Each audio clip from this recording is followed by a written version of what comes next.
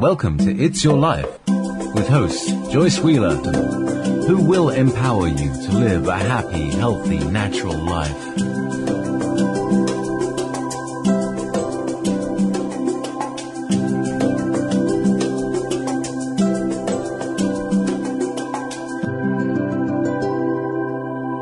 You're listening to Wolf Spirit Radio. Welcome. You're listening to It's Your Life, Live It to the Fullest. I am your host, Joyce Wheeler.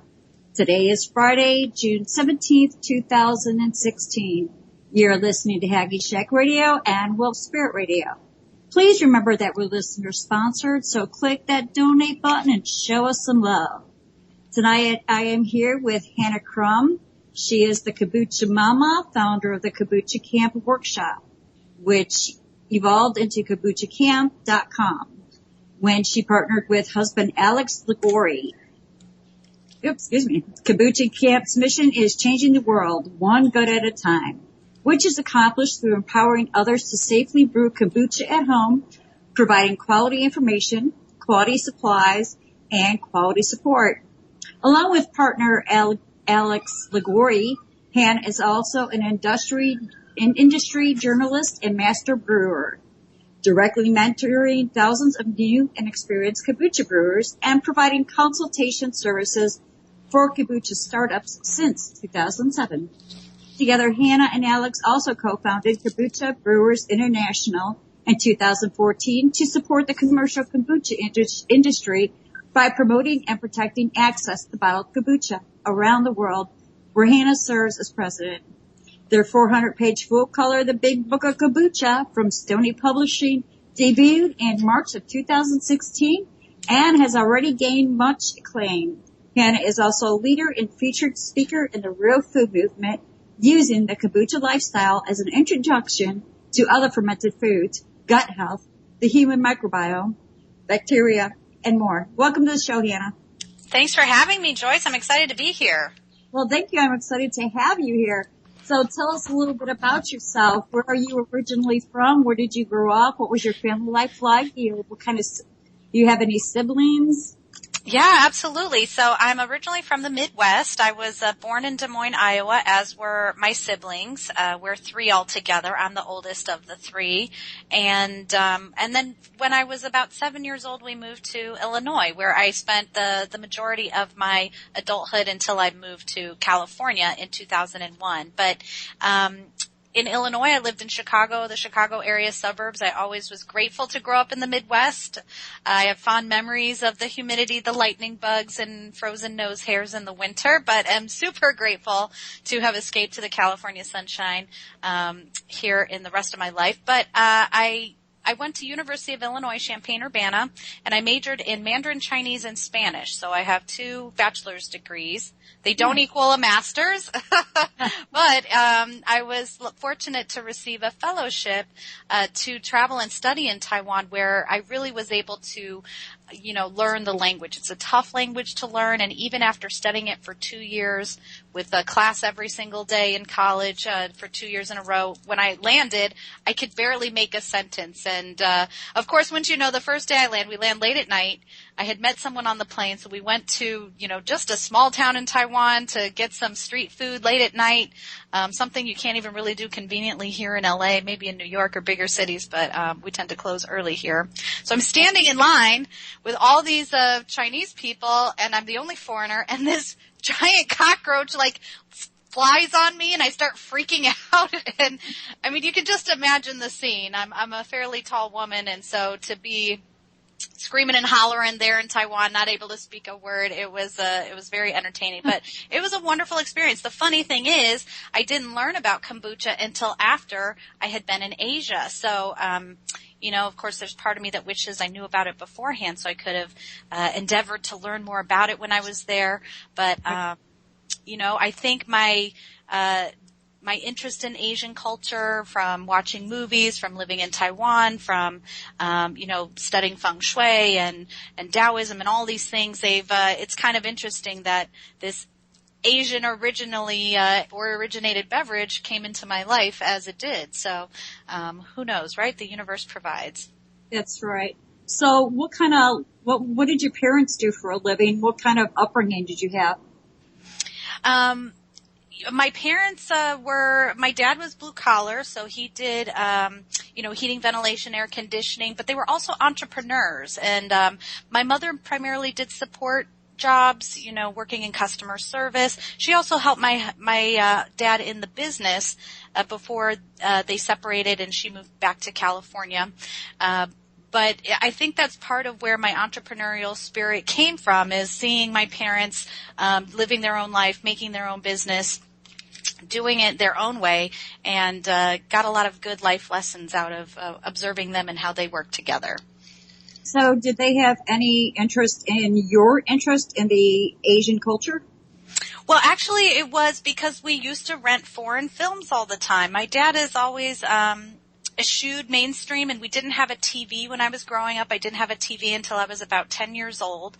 So I grew up running around outdoors, reading books, and I've always had that kind of curious mind, and I loved reading.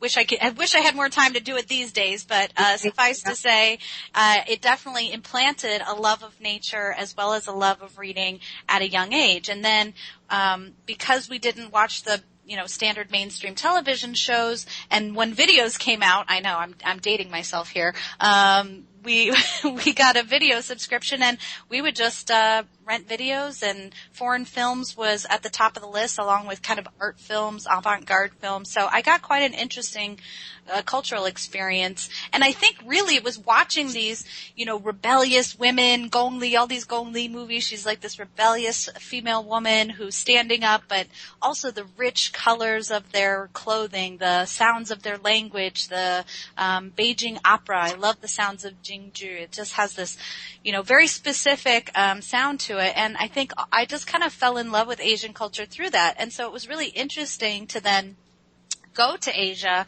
and live there. And, it's very different when, and I'm certainly speaking from my own perspective, to go to a foreign country where you're a minority, but you're treated differently than minorities, say, in the United States are treated. Over there, you're kind of seen as this celebrity. Everyone wants to be your friend, and you speak English, and they can show you off to other people if they hang out with you, or they can practice their English with you. And so it was a very different cultural experience, I think, as a foreign woman living in Asia than it might be foreign women living in the United States. It might be a little bit of a different experience there.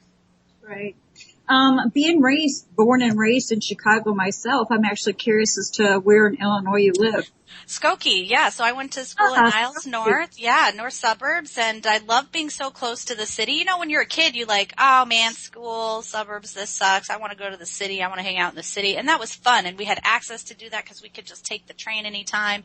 But looking back, I really value the education I received in Illinois. And in fact, it was in Skokie where I took my first Spanish class when I was 12. It was just required for every student to do that. And even though I didn't have the best grades, my teacher clearly saw something in me because she encouraged me to continue my language studies. So I kind of gave up the other electives, which again, I'm sure kids these days would kill to have shop class and photography and home ec and, all the things that were, kind of normal, that now these days many people don't have access to. But I traded all those in for language classes. So I started studying Spanish when I was 12. I then continued Spanish in high school and added French as a second language, which was fairly easy because, they're Romance languages. So I understood the concept of conjugating verbs, which honestly is one of the hardest things to learn in a foreign language, because when you speak your own native tongue, you take all of that information for granted, and you don't realize that you're even conjugating verbs because you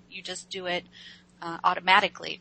But Chinese was very different. So then when I went to college, and I took a few years off between high school and college, just I worked and I traveled in Europe and did a few things. I think it's great for people to take a little time off between those, especially if you're not sure what you want to study as much as. Yeah, I don't know what your trajectory was. Did you take a gap year at all? Actually, I dropped out. I thought that high school was going to be a place that I could go to kind of like dabble in things I was interested in to find out what I wanted to do with the rest of my life. And when I found out that it was just more rigmarole of what I already went through grammar school. Mm-hmm. I just kind of went, you know what, this isn't what I signed up for. Well, and I think it's really what you're discussing speaks to the concept of how valuable it is to have contact with all different kinds of things. And that's why I think it's really sad that schools these days don't have access to these, music programs. I was in swing choir. I played an instrument. I did all these things that, if I had decided to excel in any of them, I certainly could have pursued, but I never would have known I had any aptitude or talent or desire to do so if I didn't have the exposure in the first place. And same with foreign language, Now these days to get into university, it's almost required, which I think is a good thing. I think it's valuable to speak other languages, be able to communicate with other cultures. Traveling is a great way to learn about yourself by seeing how people do it differently. Right, I agree. But at the same time, that's one thing I really loved about Chicago was the diversity. Agreed, 100%. I applied to schools like IU Bloomington, and I'm going to sound weird when I say this, but honestly, there was not enough diversity for me. There were just, or sometimes we drive to Minnesota to go visit the relatives. We stop in Wisconsin. I'm like, I've never seen such a homogenous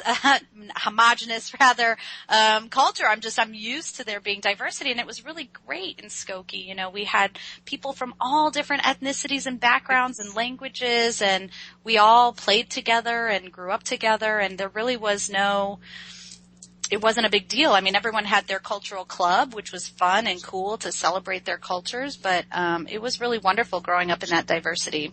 I agree with you. It wasn't, not just the cultures, but the food. It's one thing that's about Chicago is having that the diversity in food. And one thing I dreaded about moving to the South was my kids, because when we moved to the South, my youngest was 6, that I had 8 and 13. And one of the things that I was kind of concerned about was them not having the diversity of cultures and people that they had access to in Chicago. And yeah, exactly. And one of the things that kombucha has taught me, and this is, getting ahead of ourselves here, but is that, diversity is nature, right? When we walk out of our doors, we don't see one kind of grass, one kind of tree, one kind of bird. There's a whole diversity of those things present. And it's that diversity that creates a healthy environment. And I think that, humans have a lot to learn from nature, considering we are nature, but just modeling nature, I think, would be so wise, I totally agree. I can't agree more. There's been times where after it rains, I look out in the driveway and the birds are real active and they're out there because things have fallen and are brought up from the rain. And I look out the window and I see all these different birds sitting there and eating together. And I'm like, look at them. Nobody's caring that one's a blue jay, one's a cardinal, one's a sparrow. Mm-hmm. They don't care. They're just like, yeah, buffet, time to eat, guys. Let's go. And, exactly right. I agree. We have a lot to learn from nature. So, and they're probably not looking at the blue jay going, you're blue. That's weird. You know what I mean? There's this lack of, and it's not to say there isn't competition. Competition is normal and it's healthy and it's appropriate when it isn't intended to dominate or totally eliminate something else, right? And that's another thing we can talk about too with the kombucha is healthy competition is really a vital part of a healthy culture as well. But there's still this basic respect that I think is vital to cultivate. And like you, Colleen, I didn't realize until, Joyce, I didn't realize until I had moved out of that environment and saw more homogenous types of cultures where I really appreciated the fact that I grew up with so much diversity. Oh, excuse me. Yeah, it's really important. And the thing is too, is that we don't realize that we can learn so much from each other, from the diversity, and just by talking and engaging in conversation with each other. So what originally drew you to Taiwan? Well, okay, so I think, first of all, I got a fellowship. My professor was really encouraging me to go to mainland China, but as we all know, they had the Cultural Revolution, and they've been dominated by communism. So it's a much more restrictive type of culture, and Taiwan, I knew, had been where the Kuomintang had fled to. So the Democratic Party of China had fled to Taiwan during the Cultural Revolution. And in fact, many of the beautiful artifacts that were potentially in line to be destroyed during the Cultural Revolution were saved. And there's a really beautiful museum there, the Taiwan National Museum, which features many of these ancient Chinese treasures. And what I really loved about Taiwan once I got over there was that there's a place for all religion. Like, you might go to the Buddhist temple one day and get a blessing, and then go to the Taoist temple, and then you're going to church on Sunday. And all of those things can live together seamlessly, again, because I think Asian culture very much honors the gray, right? Because of the yin-yang, because of their kind of inherent understanding that life is not all black or all white. There's always a little dot of either in both of those concepts, that it isn't married to this very didactic all or nothing kind of mentality that we get raised with in this culture here in the United States. And so there's a real fluidity, a real flexibility. And in fact, I feel that I truly understood Taoism by driving a scooter in Taiwan. Now imagine, the streets are crowded with cars, they're crowded with scooters, and all of my other American counterparts ended up in accidents, and I was the only one who didn't. And I think what saved me is I was able to release, in America we have the white lines and the yellow lines, and we all stay within them, and we put on our blinkers, we look over our shoulders, and then we move over, right? There's very much a regulated way in which we try to work with each other in traffic. In Taiwan, it's very different. It's very much like the flow of water. So what I learned was that I had to let go of trying to look behind me and control what was happening behind me, only focus on what was happening in front of me, because people would make sudden shifts in different directions, and you would just have to respond to that. But everyone was always trusting that the person behind them was making that adjustment. And so that's what I did, and it really allowed me to be in the flow, which is what Taoism is, and to just kind of be part of the, it's almost like water molecules, right? How the oxygen and the hydrogen, those bonds break and they come back together. That's kind of what it feels like in terms of that process. Yeah, I'm imagining that. I never thought about it like that, just watching, things on TV and seeing the traffic and the way people are driving. I'm like, that's crazy. This seems like there's no rhyme or reason to it. It just seems totally sporadic, the way that they're going. Mm-hmm, totally. How are these people still alive? And yet they are, right? And if anything, if you tried to put them into a more rigid system, they don't do as well. Isn't that interesting? Yeah, that is very interesting. So when did you get it? What year was this that you were in Taiwan, or from what year to what year? 98 to 99 was my school year, and then I went back in 2000 and lived there for another 6 months, and then it was soon after that I moved to California in 2001. So then, when did you get interested in kombucha or learn about kombucha? It was soon thereafter. So a couple of years after living in California, a friend of mine from college, from Champaign-Urbana, had moved up to San Francisco. So in 2003, I went up there to visit him, and I got a tour of his very groovy apartment. There were, at this time, I'm still standard American diet, microwave my food, ramen, cereal and milk, all of the kind of standard things that we grew up eating and are normal for our culture and society, but aren't necessarily the best choices. Right. So I get to his apartment, and we go first in the bathroom, and what is there? There's a filter on the shower.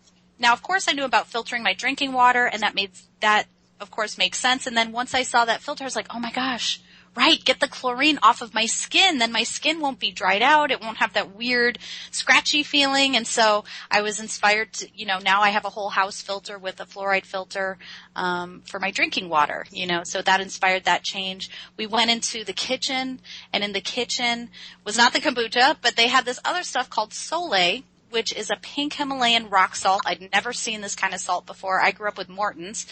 There's a giant pile of it next to the highway in Chicago getting rained down with who knows what kind of weird chemicals as cars drive by.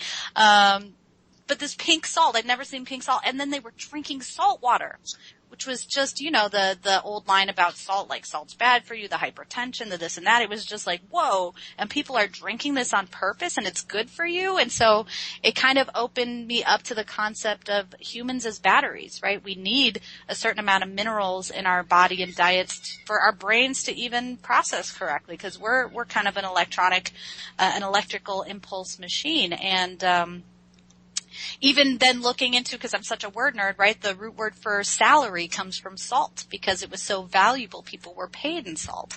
And it's a true detriment to our culture that, this kind of important, valuable information about what's actually nutritious has been somewhat obfuscated, or at least replaced with foods that don't actually provide the nutrition that their original counterparts did.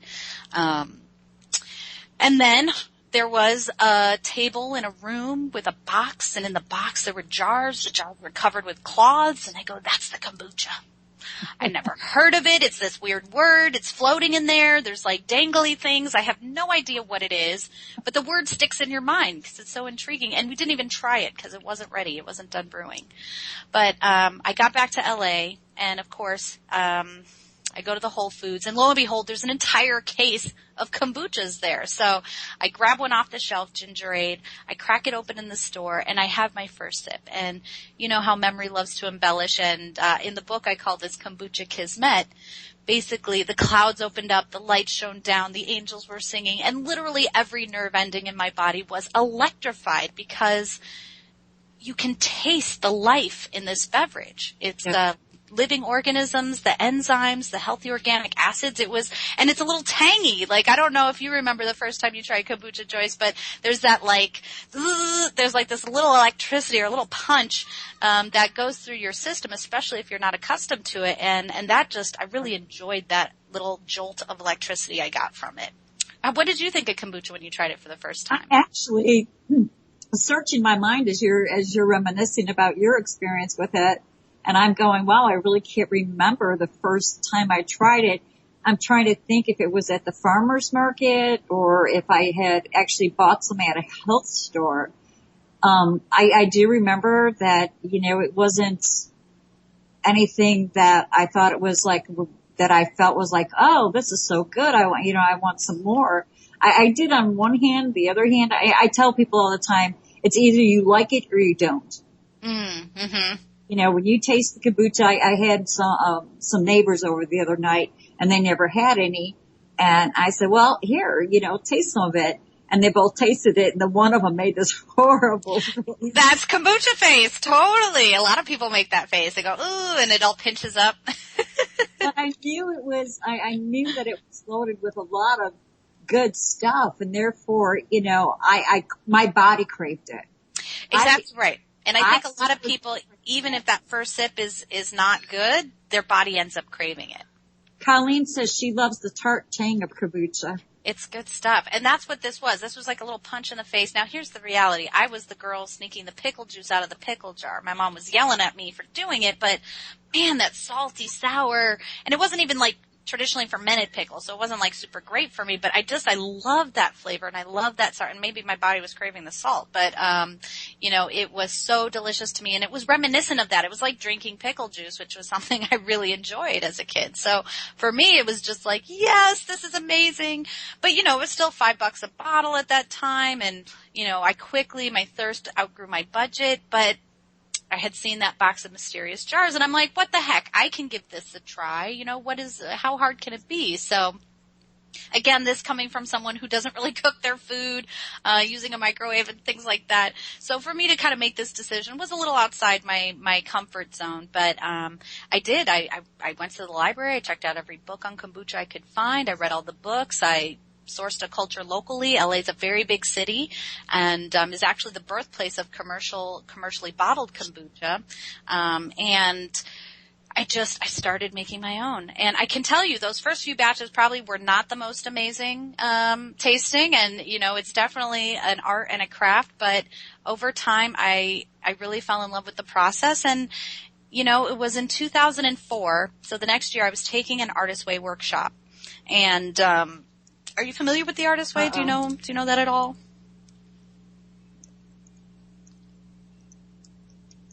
Well, the Artist Way it's kind of loosely based on a 12-step program, but it's a... Looks like Skype has lost the call and is trying to get it back. All right, I'm back. I'm back. All righty. Okay. Hannah, the last thing I heard you say there was something about 2004 and taking an artist. Yes. And then you dropped out. Okay, great. I was talking about the Artist Way, and in fact, I was asking if either of you are familiar with it at all, the Artist Way. No. It comes from like kind of the mid-90s. I used to work in bookstores, and so I remember when the book came out. In fact, it turns out the author was from or lived in Chicago and in fact had been developing her course there, I believe. And so it was quite popular in the bookstores. And while I scoffed at it in my younger age, when I was in LA and I took a workshop version of it, which just helped with more accountability. But basically it's a 12-week program where every morning you write what are called morning pages. They're just 3 pages longhand. You're just kind of getting the yuck out. And then you go on these artist dates where you take yourself to the museum or you take yourself to do things that as an adult we kind of don't really allow ourselves to do because we're grown-ups and we're adulting. I think it's become more popular for people to indulge their creative side a little bit more. But at the time, it was very much a revelation for me. And it was through this creative process that I discovered what I really wanted to do was to teach others about kombucha.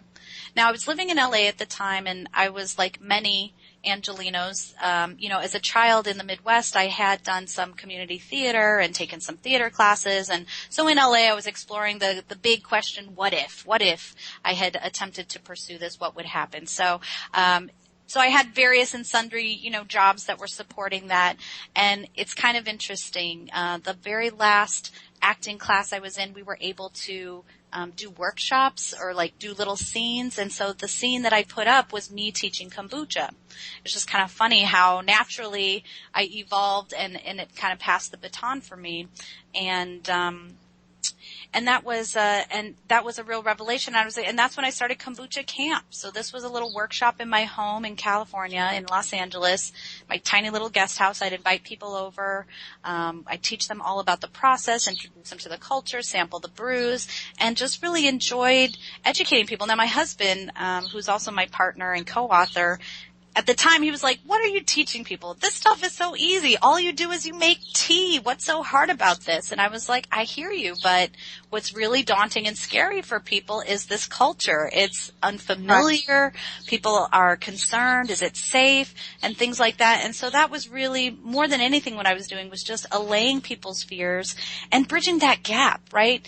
We're used to our grandparents or our mothers or fathers or people teaching us the skills we need. And these traditions, the traditions of fermentation, of preservation, have been passed down from generation to generation. But here in the United States, because of the processed foods boom, we've kind of lost, a few of generations have lost this knowledge and information. And so there's a lack of trust. There's a huge amount of fear.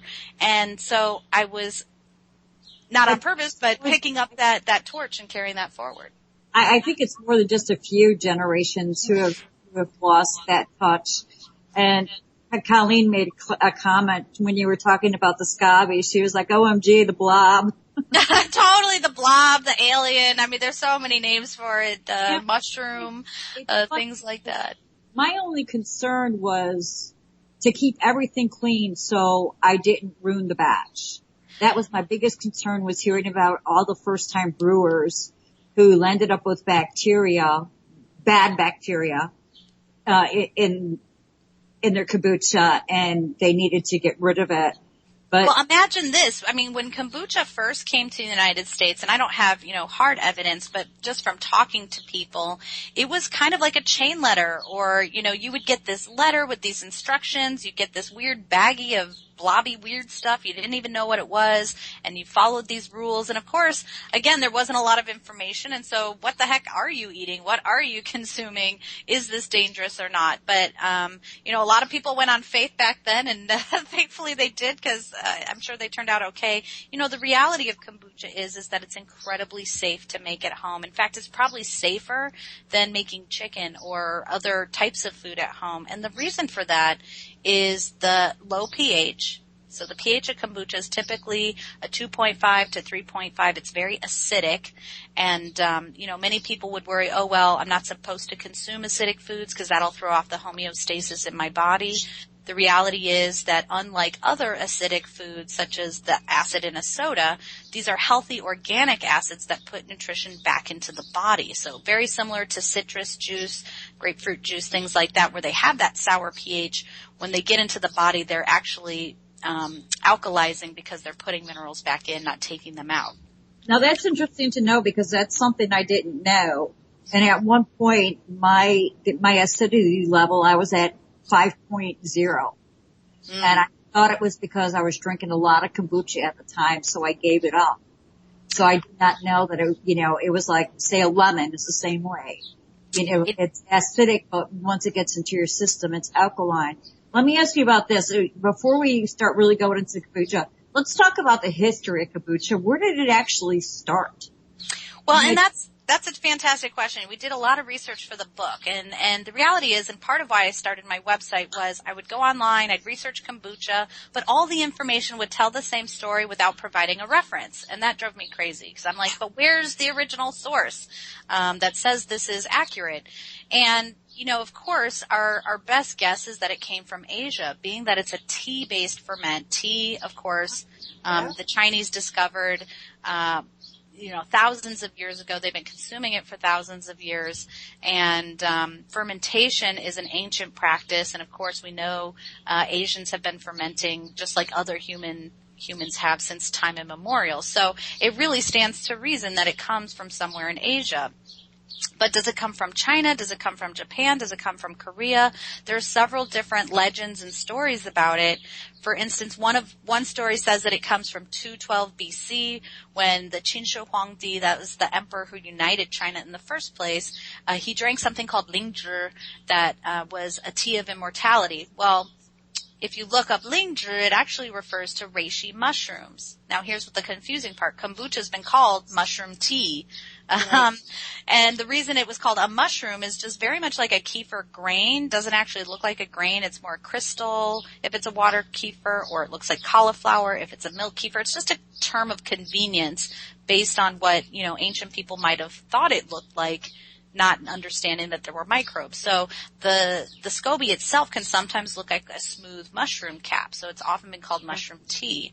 So for my money, and when I ask Chinese people in my unofficial surveys, I go, is lingzhi the same as kombucha or hongcha-jun? And they're like, no, definitely not the same thing at all. So I think there was just a little bit of confusion about that. So it may not be as old as that. There's another story that says in 414 AD there was an ailing emperor in Japan, and a doctor from Korea was sent over to cure him. And supposedly he was Dr. Kombu, which, to be realistic, does not actually make sense. It's not a Korean name. It's not a Korean last name. But when I did the research for the book, what we found is that there was a doctor who had a much longer name that I'm not going to be able to pronounce here, but it did have a K as an initial form, who did help an emperor. And then there's some other legends of kombucha saying that it was an ant that they put into the tea, or some kind of insect they put into the tea, and it grew into this thing that then they drank and it cured them.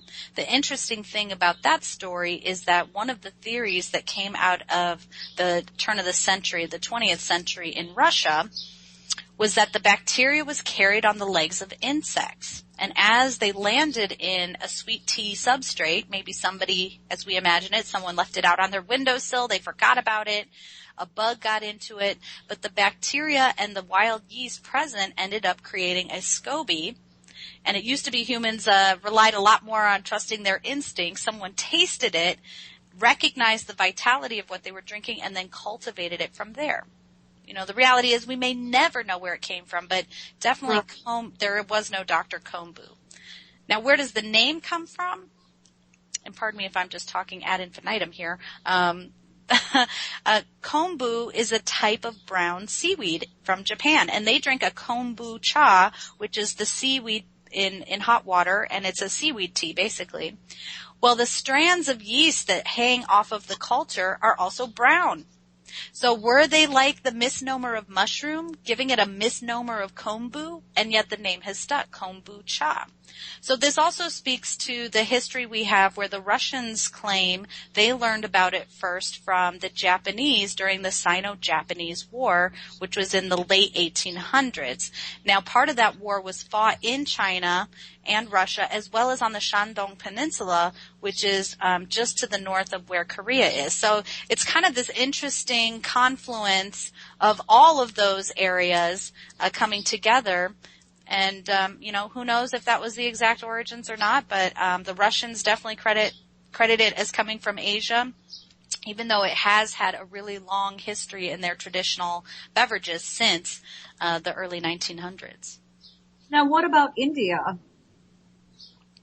You would think India might have something to do with kombucha, but the reality is I've not found a lot of evidence or information for that. They do also consume tea, and we do imagine that as things were traded along the trade routes, that it might have eventually made its way to India. Unfortunately, we just haven't found enough evidence for that to be true, but I am still open to figuring that stuff out. Now, what we do know is that I've done a lot of research in trying to figure out if it's Tibetan in origin, because that's been one of the things that people have said. And while the people of Tibet do drink a lot of tea and they consume what's called butter tea, where they take the tea leaves itself and they'll preserve them, I scoured through loads of dictionaries just trying to find any words that discuss fermenting tea, and I really could not find anything that pointed to that. So suffice to say, we're still on a hunt, and because I speak Chinese, I'm hopeful that at some point I'll get to do a research tour to Asia. And even though I don't speak Russian, would love to get to Russia and dig into some of the older research from those times and just, kind of see how far back we can trace it. But like the origins of mankind, we may never find the true origin, and you know what? I'm fine with that. Because what I do know is it makes people feel good and improves digestion, increases energy, and people just really love it. Yeah, it's really interesting because I've come across some stuff when I was doing research, and I can't give an example right now, but certain things that I was looking for, like with you, were trying to figure out where the kombucha came from, and it's like dead end after dead end after dead end. You've got these various stories of might have, could have, it just uncertainty. And when I do my research, I'm looking for consistencies. I'm looking for continuous consistencies, which obviously you are too. And they're just not there. So it's like, wow, where did this come from? Where did it start? So I find it really interesting that your research at this point has kind of led you still to go, and you know what? It's still not sure where kombucha started. Well, in the Bible, they mention Ruth's vinegary beverage. So being that kombucha is tea vinegar, there's certainly vinegars have been consumed. And the reality is we couldn't drink the water, right? We've never been able to drink the water just because there's potential contaminants in it. And so we've always either put a little vinegar in there or fermented the water. In fact, they now theorize that ancient Egyptians started growing grain not for bread but for beer. So humans have always understood that fermentation is, we co-evolved with fermentation. It's been a vital part of our existence as human beings. And but what we do know is that it became very popular in Europe in the early 1900s, and then was very popular all the way through World War II when rationing kicked in, right? And what were they rationing? Tea and sugar. What is kombucha made with? Tea and sugar. So it makes a lot of sense that when you weren't able to get the raw materials needed to produce the drink, that it kind of disappeared or went in different directions. Now, what's really cool is we found through all of our searches and studies, we unearthed that there was a song written about kombucha in the 1950s in Italy called Stu Fungo Cinese. So fungo cinese means, fungus Chinese fungus, which is one of the many names for kombucha. And it was just this really cute song in Neapolitan. I don't totally know it. It lives in a bowl and it grows, but it's this really cute, catchy tune. And it was so exciting to see this sort of mainstream cultural touchstone featuring kombucha at a time when, and in a place where I didn't know it had that type of presence. But here was the problem in Italy. Like I mentioned before, it was kind of this chain letter thing. Well, people started stealing holy water out of the fonts at the churches to make their kombucha more special. And you can imagine the priests were none too happy about that, and they started disclaiming kombucha and telling people not to drink it because too many people were stealing the holy water. Wow. So you had mentioned that there's different names for kombucha? Yes. And the book has quite a few of these names, and then different names from different languages. So it's oftentimes these names refer to the perceived benefits of kombucha. So if that's the tea of immortality, the tea of long life, the mushroom of immortality, the tea of charity, there's all kinds of jellyfish to gout jellyfish. I mean, these are some of the translations from the German names. Japanese or Chinese is often in those names, attributing it back to Asia. So even in the names for kombucha, we have an attribution to Asia as well. So it's kind of interesting that it has maintained this reputation through to current times. But of course, as we know, modern research hasn't done all the double-blind clinical trials that we imagine are happening for drugs that get approved by the FDA, although considering the number of side effects and negative effects those things can have on people, it makes you wonder how rigorous those are. But suffice to say that kombucha has been studied for 150 years. Some of the earliest research, as I mentioned, coming out of Russia, where in the 1913, A.A. Bashinskaya, a female biologist in, I believe it was St. Petersburg, collected kombucha samples from around the entire country of Russia. So for her to be able to do that in 1913 means it already has to have had a presence there for it to have spread so far and wide.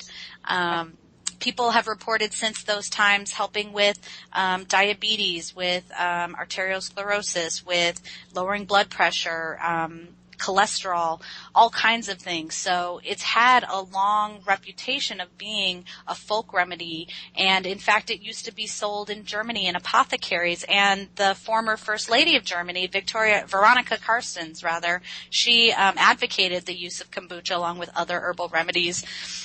And supposedly Ronald Reagan even drank kombucha. Who knows if they learned about it from the Russians or from the Germans, but supposedly he consumed it when he had cancer and consumed it for quite a while. I could never get confirmation from his estate, but I'm hoping someday someone will find me and tell all so we can know for sure if that was true or not.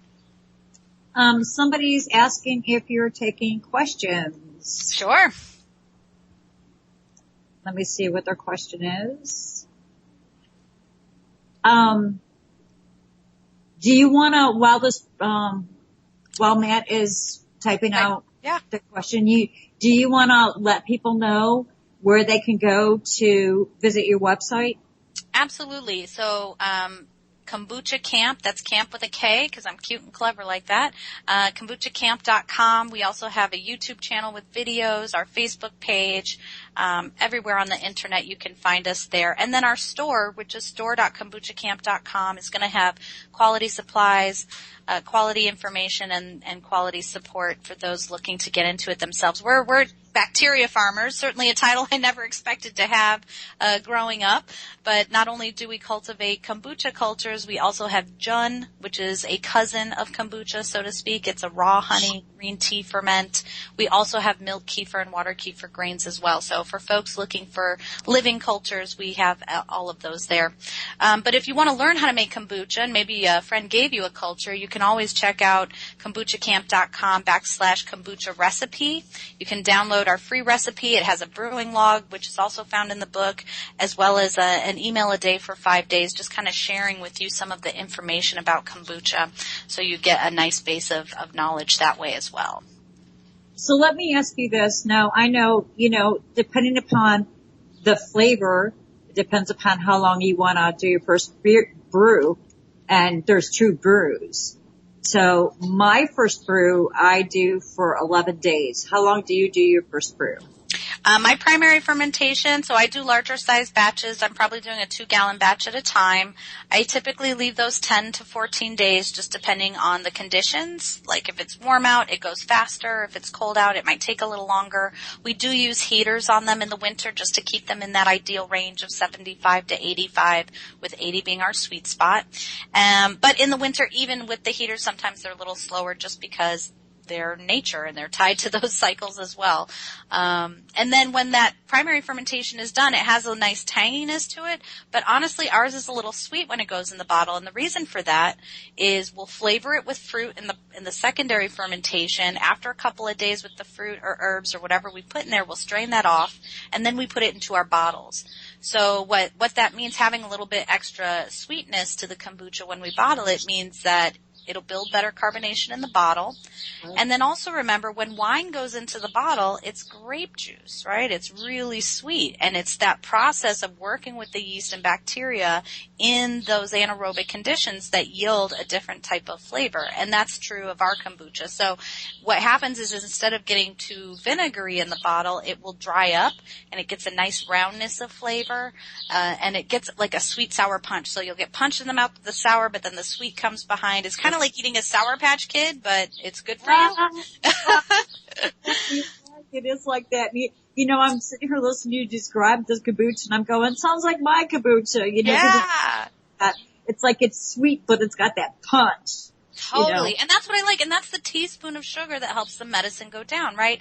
You know, what I didn't say before is, you know, as much as ancient people have lauded kombucha and praised it for its benefits, the way we help people think about it is it's just a healthy food. Right? I mean, think of all the foods we call superfoods today. Goji berries and cacao and, you know, insert food you've never heard of here. Superfood, right? It's just a healthy food like all other foods. And it, you know, we don't rely on kombucha alone. It just happens to have some really wonderful properties being made from tea that, have been demonstrated to have some really positive effects on the mice and other animals that experiments have happened on them. But yeah, that sweet sour punch, we really love it. But it's, the nice thing about it is when you make it at home, it's choose your own adventure. You know, if at first you need a sweeter kombucha because you're bridging away from sodas, do that. In Russia, they would ferment it for a very short period of time in a smaller batch because it was like their soda pop. They didn't have, you know, Coca-Cola and Pepsi and any of that stuff until the 80s. And so that was their way of getting a kind of sweet, refreshing drink, was to not ferment it for as long. Now, we do know that more of the healthy acids are expressed later in the fermentation process, which is why we frequently enjoy the continuous brew, because what that does is it allows for more of those healthy acids to be present, but we're also tempering the flavor with the sweet tea. And I can get into the details of that process a little later, but yeah, I mean, the great thing about kombucha, any way you slice it, you can make any flavor you want. In our book, we have 260 inspirations, everything from your fruits and herbs to bacon and mushrooms and, you know, all kinds of things that you might not have thought of to use, to some incredibly complex flavors, which I would consider the advanced flavors, the Ayurvedic ones, that were inspired by looking at some remedies for the different doshas. And those have like a ton of elements, but you put them in there and they have these beautiful, complex, lovely flavors. So I highly recommend, if anyone's into flavoring their kombucha, to check that out just for the flavors alone. Well, I'm going to need to go ahead and do that. Meanwhile, you do have a question. Great. They say, I'm working on healing my gut, detoxing, and balancing possible candida overgrowth. I have heard that kombucha can feed it. Can you recommend the correct dose to start with? This is a fantastic question, and it really speaks to our philosophy of trust your gut, right? Like, each human organism has a completely different microbiome, completely different makeup, and completely different nutritional needs. And there's no one-size-fits-all solution. And but here's what happens with kombucha. If you're buying a commercial brand, oftentimes because they're trying, you know, they don't like being called tea vinegar. They don't want people to have this negative thought process about their product. And so much of our palate is still wrapped up in those sweet, sugary flavors. So some of the commercial brands are on the lighter, sweeter side because they're bridging that soda. Now, they're still going to be better for you than a soda, but the problem is if you have candida overgrowth, because you're so sensitive to sugar, those might not be appropriate for you to consume and may actually continue to feed the candida. Now, you can buy commercial brands and let them ferment longer on your kitchen counter, provided you're doing that in a safe space. We're coming into summer, which gets really hot. And if it's a living product, it can continue to ferment, but you certainly wouldn't want it to explode. So we have a whole post, as well as in the book, on preventing explosions. Basically, you just keep everything in a cooler or a box so that should that happen, the mess is contained. And again, it's not to be afraid of it. It's just more to be aware that this could potentially happen. But if you do let it sit on the counter, let it get nice and tangy. You want it to have that sour flavor, but still be enough to drink. And if it's a little too sour, you can always dilute it with a little bit of water. That'll shift the pH. It's like lemon in your water. You still get the full health benefits, but it may not have as an intense an impact on your tongue. Now, if you're making it at home, of course, the benefit is there. You have full control over that fermentation process. So typically you'd want to do in a 1-gallon batch at least 2 weeks, in a larger batch up to a month, so it has that nice tangy flavor because kombucha does contain known candidicides. Phenethyl alcohol and caprylic acid are both contained in kombucha, and they can help suppress the candida. Now, here's what happens. For most people, they end up going through a die-off period, but that die-off can feel like, oh, I'm having an attack, when really, I mean, think about it. They're fighting for their lives. Like, they want to retain the dominance that they fought to have in your gut. And so they're not going to go easily. I like to call it the vinegar of truth, right? Like the vinegar is coming in and it's breaking down the biofilm that's been created by the candida in the gut, but you're going to have to go through that die-off period. And some people can't handle it and other people can. For a lot of people, it's somewhere between a week to 2 weeks. But again, it's listening to your body, listening to the biofeedback it's giving you, trusting your gut, and going slow. And if it's too intense of a die-off, back it off. Cut down the amount of kombucha, increase your water, allow your body to flush. And oftentimes what we'll recommend to people if kombucha is just too intense for them to add into their diet right now, start with water kefir. You can make coconut water kefir. Coconut is known to be very high in caprylic acid as well. So by fermenting the coconut water, you make that more bioavailable. That's been really popular for folks suffering from candida. Or do the milk kefir. It's very nutritious. It's like a drinkable yogurt. It's very diverse in terms of the number of strains. And both of those are going to have different organisms and different properties that can help to rebuild the gut lining before you come back and add the kombucha. Because what the kombucha has that's really special are those healthy acids that detoxify the liver. What that really means is that the gluconic and glucuronic acid, these are acids also created by the liver in the human body. The problem is we're so overexposed to toxins, be that from the air, from the water, from the food, from the beauty products, from, literally anything we come into contact with. If we're not super conscientious about where it's coming from, it could potentially have toxins in it. And so our bodies are just basically under assault. They're in toxic overload, and we don't produce enough of these healthy acids to support healthy liver function. So when you drink kombucha and it has these healthy acids that literally, so what they do, the gluconic and glucuronic acid, is they bond to these toxic molecules. Once that bond is created, it can't be broken. So rather than being secreted away into our fat and stored in our fat cells where then they can accumulate over time, they are released through hydrolysis, which is the process of elimination or urination. So drinking water with kombucha is great because it also helps to flush out those things that are being released into the system. And this is why some people also have a Herxheimer reaction, which is basically a healing crisis. The body is releasing toxic elements back into the bloodstream, and that can create a negative reaction. If that's a rash, a headache, feeling a little weird, diarrhea, any of those are signs that the body is trying to get rid of something yucky. Right. Oftentimes people will misascribe that to whatever, to the kombucha, be like, oh, the kombucha caused this. Well, the reality is the kombucha is helping you to get rid of it. It's just your body may or may not be ready for that process. Exactly. I was just talking to somebody earlier about that. They've got a detox product out, and somebody came back to them and said, oh, this is making me sick. And she was like, no, that's already stuff that's in your body that is, causing you to not function the way you were created to function. and that it's part of the process. So you're so right. We've got 3 minutes before we have to go to the break. I want to let you know, Colleen just bought your book, and awesome. The person who had the question, can you give them some kind of dosage that they could maybe start with? Absolutely. And we get this question all the time, how much is too much to drink? And of course, our standard reply is trust your gut. But for most people starting out with kombucha, if you're totally new to it, 2 to 4 ounces. So that's half a cup to a quarter cup at a time. Just start slow. Let your body get used to having it. Follow with plenty of water, and then this is what we call closing the loop. We need to close the biofeedback loop because so often we're putting things into our bodies not realizing the damage they're creating.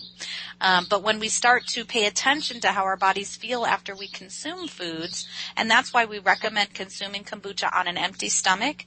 So take those first 2 ounces on an empty stomach first thing in the morning and just feel, how is the kombucha working in my body? So if you take it like first thing in the morning, is there a certain amount of time that you should wait before you eat? Now this is something I never heard this. Yeah, no, it's not about and then don't eat it all or anything like that. It's even just 10 minutes sitting with the kombucha, feeling how it's working in your system can give you some clues to how your body's responding to it. If in the first 10 minutes you feel, oh my gosh, I got to go to the bathroom, well, that's a pretty clear sign that it's starting to move some stuff out. If you have it the first 10 minutes, like what happens to me is I will literally feel my organs relax. Right? And when we remember that the root cause of all dis-ease is stress, whether that's stress from a poor diet, stress from a stressful lifestyle, or stress from, outside influences, whenever we're able to then relax on any kind of level, that's just allowing our bodies to rebalance. Great. All right. It's 6:59. We're going to go ahead and we're going to take a short music break, and we will be back with Hannah Crum, the Kombucha Momma, to talk more about kombucha and brewing and safety and issues and everything kombucha. So stay tuned.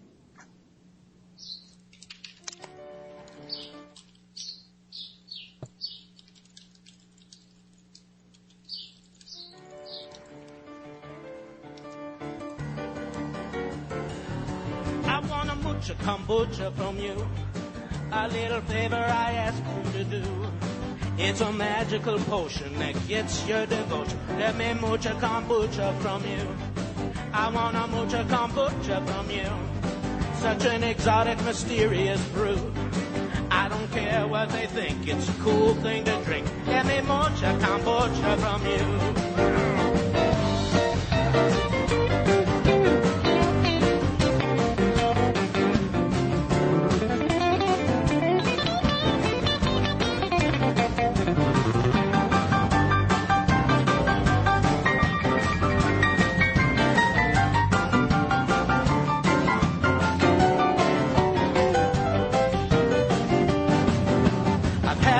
Chai and coffee, me oh my, and juices that are sweet or tart.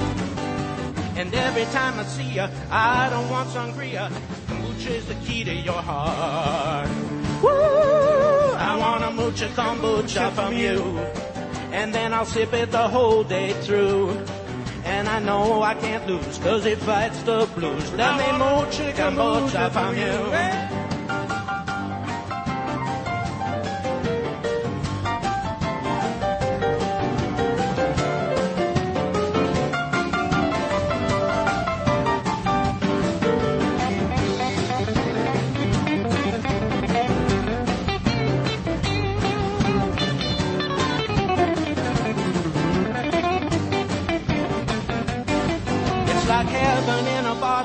Opening the throttle and letting the wind blow through your hair.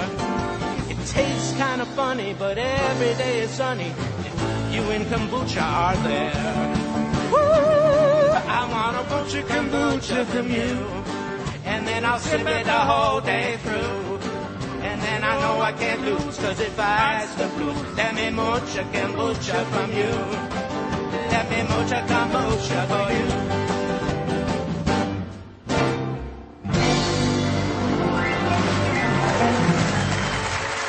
Mucha kombucha from us anytime, Rich. Yeah, thank you. Alrighty, and we are back, I think. That was kind of a short song. Yeah, it was. Welcome back. I loved it. Did you like that? That was so cool. You gotta send me the link. I was looking for the one that you were talking about, but I couldn't find it, and I found that. I found a bunch of other ones that were like really funny and stupid. The link is in the Skype chat. Awesome. Okay, great. All right, so welcome back. You're listening to It's Your Life, Live It to the Fullest. I am your host, Joyce Wheeler, and today is Friday, June 17th, 2016. You're listening to Haggis Shack Radio and Whole Spirit Radio. Please remember that we are listener sponsored, so click that donate button and show us some love. And I am here with the Kombucha Momma, Hannah Crum. Welcome back, Hannah. Thanks for having me. So much fun. Okay, so what I want to talk about is, like, before we had left, you were talking about, like, well, we answered a question, but the flavoring. So when we add flavoring, like, for instance, I add juice to mine, and I'll let that sit for 3 days, and then I go ahead and I refrigerate it. Now, my understanding, because you had mentioned that somebody could take kombucha that they bought from the store and let it sit out to continue fermenting. Now, my understanding is that once it's put in the fridge, it stops the fermentation process. Another thing I want to mention is I've never had an explosion. I've heard about it, and it freaked me out when I heard about it. I was like, oh, snap. You know, I got to be careful with this. But I have never had an explosion. I never had a batch go bad. So I'm thinking that maybe I've just been gifted to brew kombucha. There you go. Well, I haven't had a lot of explosions myself, but every once in a while. So we have a kombucha museum. My husband and partner, he's been my SCOBY partner in all of this. He's the bacteria to my wild and crazy yeast. But he had this idea, hey, let's do a kombucha museum, which I love. And for many years, we just kept the kombucha in the bottles, like thinking maybe someday in the future we would open them up and analyze them and how have they changed over time. You can clearly tell I have that scientist thought process at heart. But what we didn't realize is some of them left especially in the beer bottles, they have a thinner glass and they have those crown caps. After several months, we ended up with one exploding in the house, and we were so lucky we caught it then. We ended up taking the rest of the bottles and like throwing them in the yard, and they just exploded everywhere. So you definitely need to be conscientious, especially if you forget a bottle in the back of the cupboard somewhere. I've also heard stories of folks doing that and being awoken by a loud noise. And then also sometimes here's the problem. Sometimes people put too much flavoring in because we really have this concept that more is better. When it comes to kombucha, what it's always been teaching me is less. Less is better. So, because it is like vinegar, and we can infuse all kinds of things into vinegar and it will extract that flavor and nutrition, we don't need a lot. So a little bit goes a long way. And especially if you're working with juice or things that are really high in sugar, if you put too much in, you actually cause the kombucha to get too sour too quickly. As counterintuitive as that might sound, it overstimulates the yeast, and they end up making too many of those sour compounds as opposed to the kind of more mellow compounds. So less is more with kombucha for sure. Because all I use is juice, and I've never had that happen. I've actually been told that my kombucha is some of the best that people have tasted. Well, you're cultivating a great culture then. That's terrific. Now I want a bottle. When you were talking about explosions, I remember reading where somebody had said that they were transporting some kombucha in their car and one of them exploded. Yeah, well, and kombucha is more mobile than water. So what that means is if your bottles ever fall over, if they don't have a really tight cap in place, they'll leak everywhere. Now, the great thing is, as much as the kombucha smell will be there for a little bit, it actually dries really quickly, and probably you're sanitizing the back of your car because it's not low pH, so you don't have to worry about it causing any problems there. Colleen said that she had a ginger beer made with apple peels and cores explode when she opened it. She left too long without burning slurping it, and she was like, it was all over the kitchen. Oh Well, people have showed us images of like geysering flavorings to their ceilings, and they have like green splotches or pink splotches. And so we do have a great post, which I'm happy to share the link with you if you want to post that later, that talks about how to minimize the risk from that. And there's a lot of techniques that people use to kind of, you know, the saddest thing about an explosion sometimes is if it's geysering so much, you lose all that kombucha. Well, there's quite a few tips and tricks that people have learned, such as, you know, put the bottle in a bowl and place a plastic bag over it. What that does is, you know, even though it comes shooting out of the bottle, it gets captured back into the bowl, and then the plastic bag redirects any liquid coming out of it back into the bowl as well. So there are some tips and tricks for preventing it from hitting your ceiling, but every once in a while it can go all the way to the ceiling. Now, I'm not wondering if that's because there are a lot of the brewers that I'm seeing, they're using the bottles that have that like cap that flips over. Top. Yeah. Right. You see, and I use just plain mason jars. Well, and mason jars will allow the fizz to dissipate. So that's probably why you're not experiencing the same type of geysers, is because they're not such a tight seal, and CO2 is a gas. It might just be seeping out a little bit at a time, and that's why you're not experiencing the same type of issue. Now, the swing tops are great for holding in the carbonation because people really love it, but I've had a nasty whack on the back of my hand trying to open one of those that was a little too pressurized. So you definitely want to use caution when opening those. I always put a towel over it and make sure I'm over a sink, and, you know, I'm very cautious now, just because of that experience. It whacked me hard. I think I'll stick my mason jars. Yeah, exactly. I mean, you find what works for you and then stick with it. When we used to sell kombucha, we put it in tall bottles, like 28 ounce, 32 ounce bottles with a nice screw top, and even those will sometimes geyser, but we always try to keep them over the sink. Colleen said she was really sad because it was so tasty, and she only made one bottle. She had of it. That was it. That's a bummer. Yeah, it is. So let's talk about flavoring. We talked a little bit about juice and the flavoring. Let's talk about, I know people use herbs. They use fruits to flavor it. So let's talk about using herbs and, you know, what kind of process and Absolutely. You know, when I first started flavoring kombucha, that was one of the places I looked to first. Now, here's the reality. Ginger kombucha is the top-selling flavor, and there's a good reason for that. Ginger and humans are a happy symbiosis.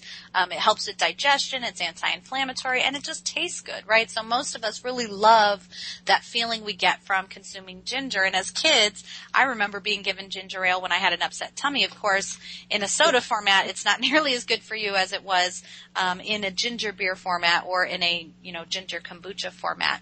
But ginger is always going to be the most popular. And people, they juice the ginger, they put pieces in there, they might do candied ginger.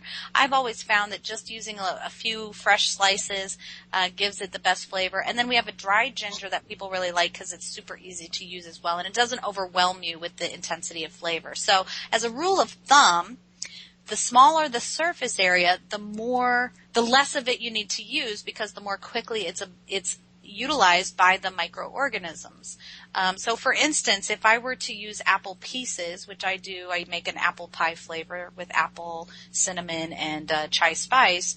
I like to use more of the pieces than I would of the juice. And I personally prefer, this is just my personal preference, I like to use the whole pieces if I can. Now, that's not always easy to do, and it doesn't always give you the best flavor. But the reason I like that is because there's so much that we don't know.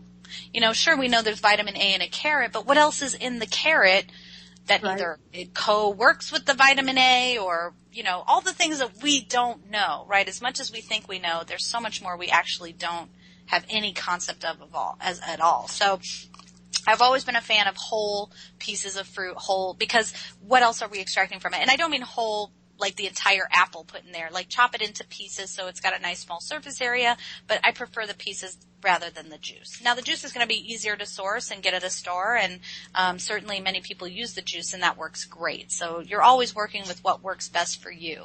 But I love going to my garden, gathering herbs, and, you know, I'm one of these people. I'm making it for myself, right? So when I make it for myself, I might even chew the herbs up a little in my mouth and then put it in the kombucha. And again, remember that low pH in studies has been shown to kill pathogenic organisms on contact.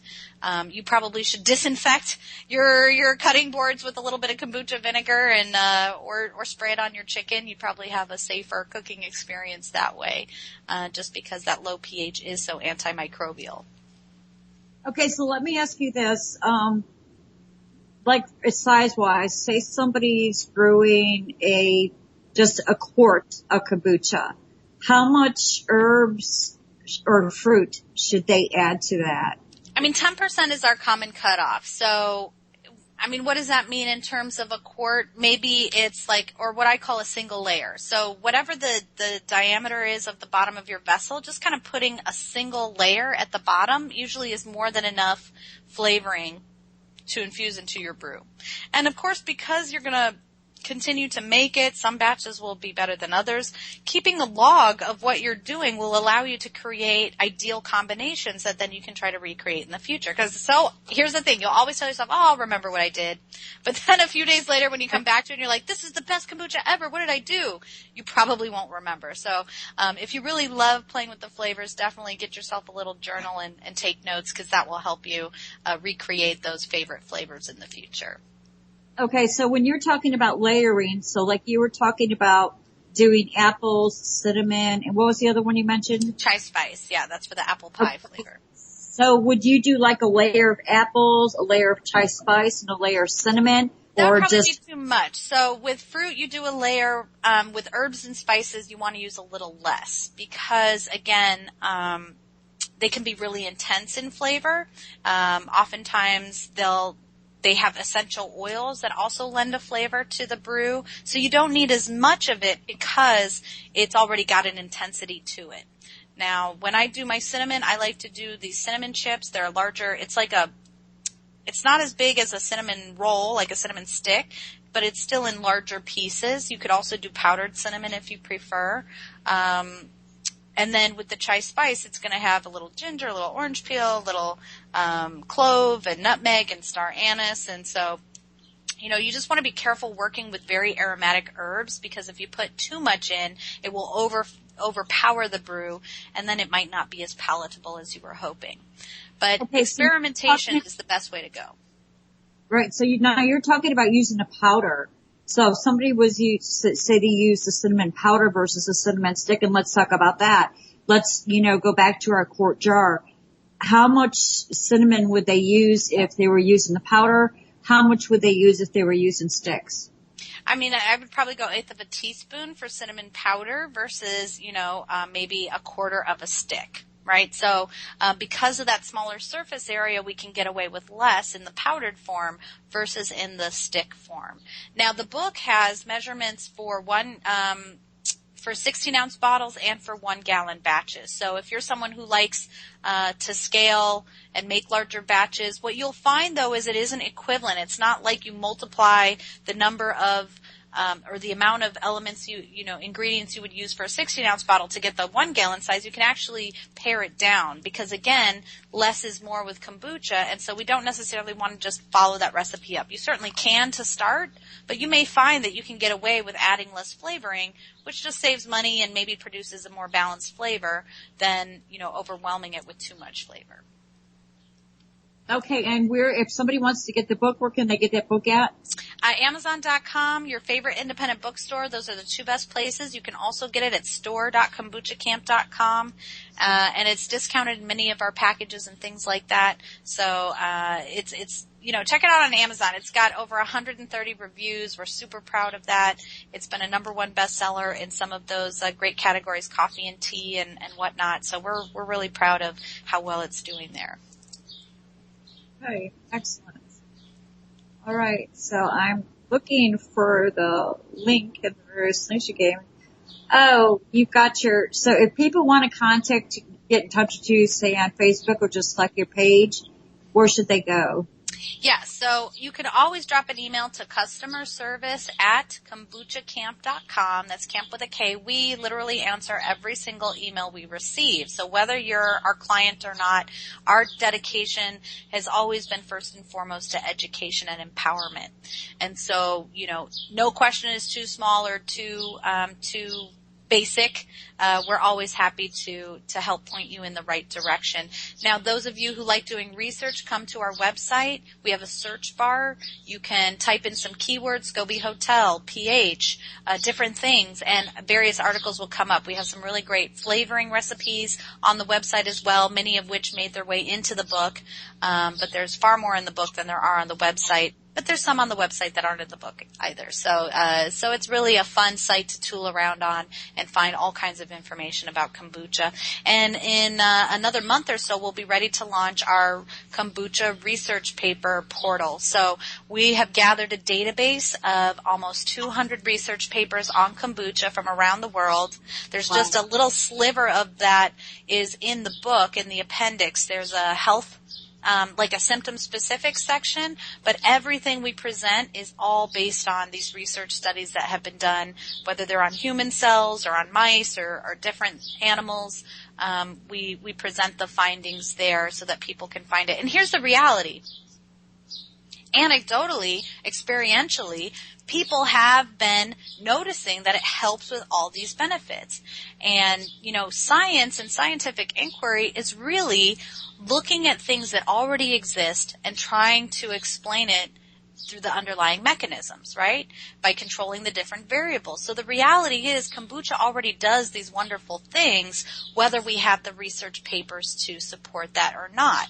Of course, in our current worldview, we think, science and scientific inquiry is the only way in which we can verify that something actually exists. And I think we miss out on a huge body of evidence that literally comes from human beings consuming these foods and deriving certain nutritional benefits from them.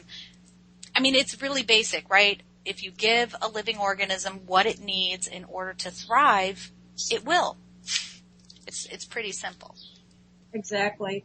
So you do consultations. We do, yeah. So you mentioned in my bio that I'm also president of Kombucha Brewers International. For those of you out there who've been drinking kombucha for a while, you might remember that in 2010 there was a kind of a kerfuffle around kombucha, and Whole Foods decided to remove all the brands from their shelves. It was called a labeling issue, and many brands had to reformulate before they could bring their product back to market. The reason for that was, like all fermented foods, kombucha produces a trace amount of alcohol. Now, the alcohol serves a couple of very specific functions. First of all, it's a vital nutrient. I realize that we've, again, been in the grips of a prohibition hangover. We're also in a country founded by Puritans. These are people too uptight for the British. So we have a very long and contentious history with alcohol in the United States, and our laws reflect the way in which we consider it, which is more as a controlled substance rather than a medicine, which is what it has always been for all of human history. Now, of course, like all medicines, we shouldn't be taking it every single day. Maybe we need to consume it more in balance as opposed to over-consuming it or consuming it in situations where it's out of balance. But again, these trace amounts are non-inebriating. They don't create a toxic response in the body, and in fact, those healthy acids support healthy liver function, so it actually does the exact opposite of what most alcohol does. But what alcohol does do is it'll take nutritional elements from any herbs or barks or whatever we're infusing into them and pass it on to you, the imbiber. So, you think about tinctures and cough syrups, all of these have an alcohol base because alcohol not only is a preservative, it not only extracts the nutrition, it also relaxes the organism. And it allows your body to absorb that nutrition more easily. So it does serve a very specific benefit in anything that it's present in. And the great thing about kombucha is it's not intoxicating. However, we still have a low threshold for taxation in this country. And to be honest, I feel like I've gotten a little off course here, but my point was, in all of this conversation, was to say that, kombucha is something that when we consume it in balance has a really net positive effect on the body. Let me ask you this. We're talking about the alcohol content, and many times I'll tell my husband, I was like, well, here, take a little bit of kombucha and drink it. but he's a truck driver, so he can't have any kind of alcohol levels in his system. So most of the time he'll refuse to drink it if he has to drive because he's afraid that might be in his blood system, and if he gets stopped, it's and that's a fear I've heard echoed by other people as well. And again, that's right. I was talking about why it was taken off the shelves. Well, again, the reality is, and many brewers have done this where they'll take kombucha, they'll have a breathalyzer, and they'll try to blow anything. And even if they're sitting there, even the best of them, it's really hard to consume a lot of kombucha in a short period of time because it's so nutrient dense. Your body very quickly goes, okay, I've had enough.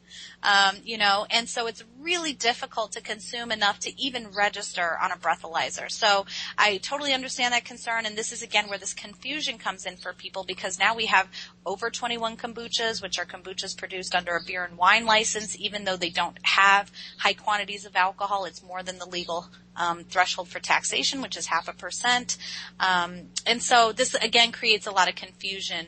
But let's think about it like this. First of all, in many countries, European countries, Australia, Canada even, their definition of an alcoholic beverage is higher than ours. It's, 1%, 1.5%. Moreover, when we look at Indonesia, which really loves kombucha, they have a very vibrant kombucha industry there and a long history of consuming it.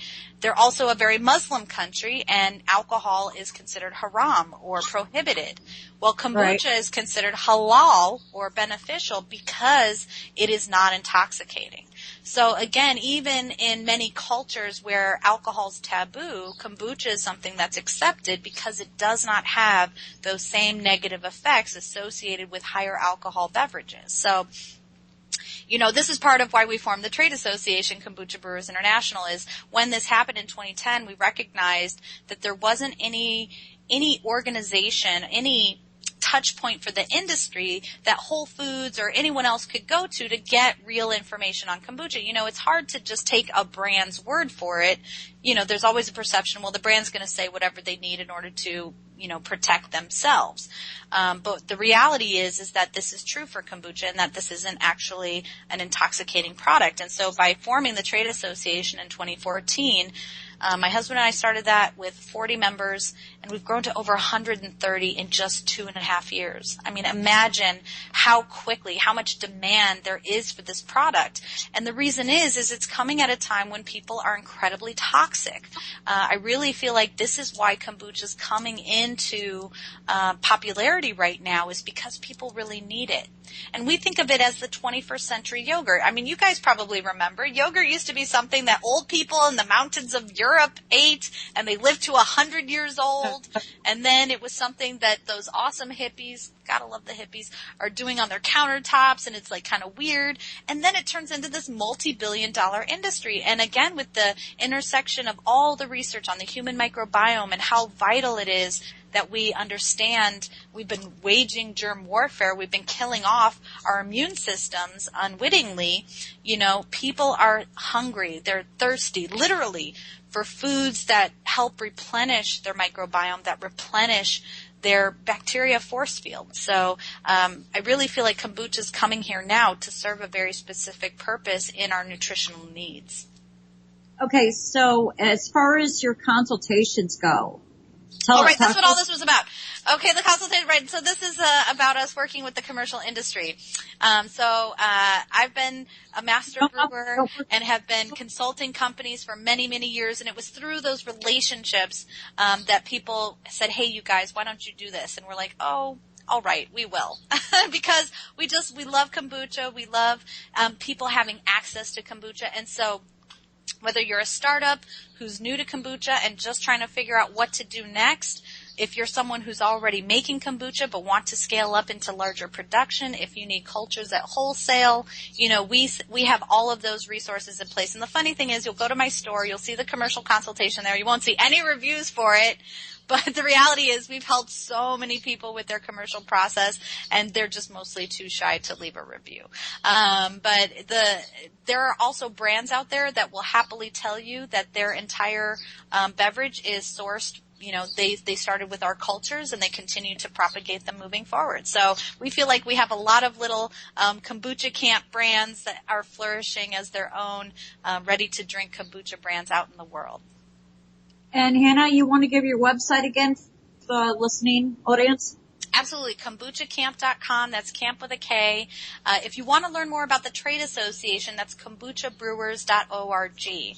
So anyone who's brewing kombucha, who wants to derive benefit, we are working very hard to get, to protect our products and to promote them around the world. And that's our mission at Kombucha Brewers International, where I'm the president. And chief bottle washer. The reality is, we're still very much a grassroots organization, and it's really the passion of our brewers that inspires the work. All right, there's some things I'd like to talk about. I'd like to talk about kombucha and the vitamins. I'd also like to talk about kombucha and pets, radiation, and I'd also like to discuss what we can do with these scabies that keep multiplying. Personally, to me, they're alive. I cannot get rid of them because I feel like I'm killing something. You're not alone in that feeling. I've got, and, like we many say other brewers, I have my in the book, hotel, you'll find my several recipes. Scabby We're Hotel. working with the And there was cultures, another whether thing that is I was going to bring consume it up as a food too earlier product. when you're talking. One of You our called most it a popular products, and I bring Some this people often say to different Scoobies. Some book people say signings.